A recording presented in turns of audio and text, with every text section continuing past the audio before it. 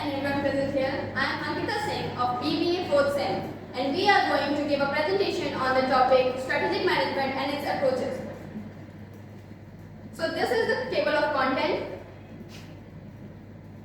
and the purpose of our presentation is to understand what strategic management is and its different approaches. So let's start with the meaning of strategic management. Strategic management involves developing and interpreting the strategy and to help an organization in achieving its goals and objectives. Simply, it is applying all the managerial functions in the formulation of strategy. So, Sumedha will continue the rest of the presentation. Good evening, I am Sumedha, and today I am going to discuss the first two approaches in the strategy formulation process. The first, I am going to discuss the chief architect approach here. As the name suggests, a single person who is known as a strategist formulates the entire strategy for the all organization to follow. He or she is in direct control of all the strategy formulation or key decisions.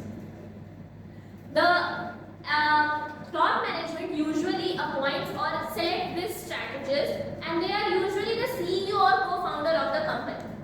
The key characteristics of this approach is that it has centralized vision and direct control. Centralized vision means that a single goal or the purpose or the strategy, as you can say, is set by the strategist, and the entire organization has to work in the way to achieve that one single purpose.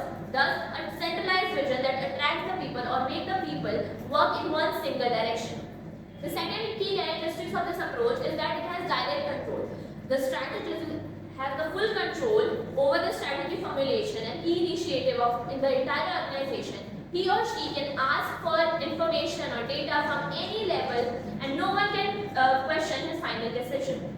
Some examples of people who are the chief architect of their organization are Jeff Bezos of Amazon, Reed Hastings of Netflix, and Elon Musk, as we all know, of Tesla, and X as well.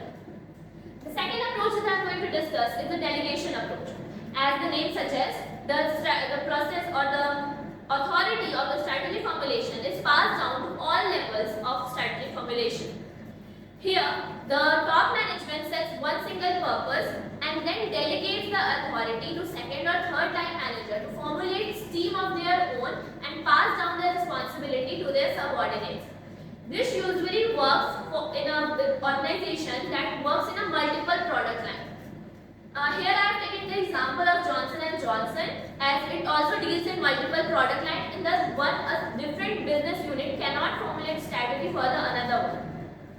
Another example that we can take of Indian company is Tata. Tata works in multiple product lines. So the business unit of Tanaira cannot formulate strategy for Tanish, or the Tanish business unit cannot formulate the strategy or the business or their operation strategy for their IT companies.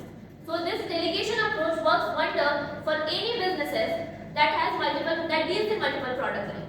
Now the presentation will be carried forward by Asha.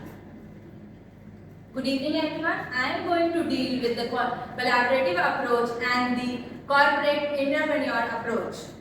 Now first is collaborative approach.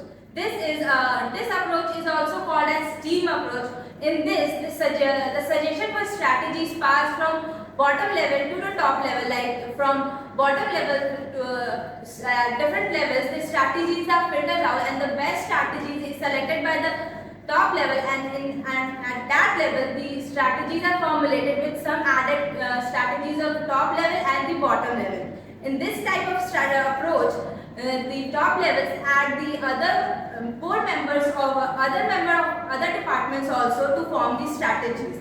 Here we can take the example of P&G.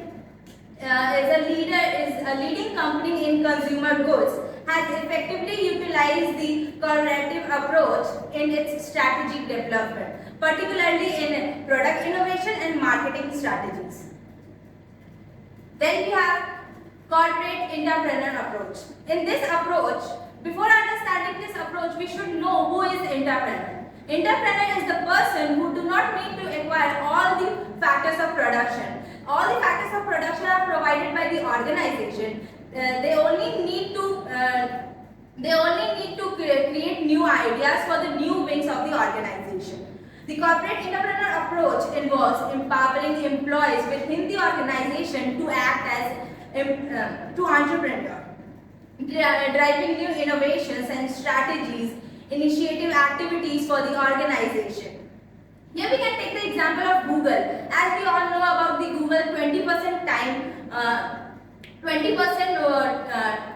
policy, in which the employees are free to involve the 20% time to other products in which they are interested. As this organization Google exactly demonstrate the cooperative entrepreneur approach. Next we have conclusion. As Ankita said about the strategy is not merely a set of process and framework, but a dynamic and creative endeavors that require vision, courage and determination.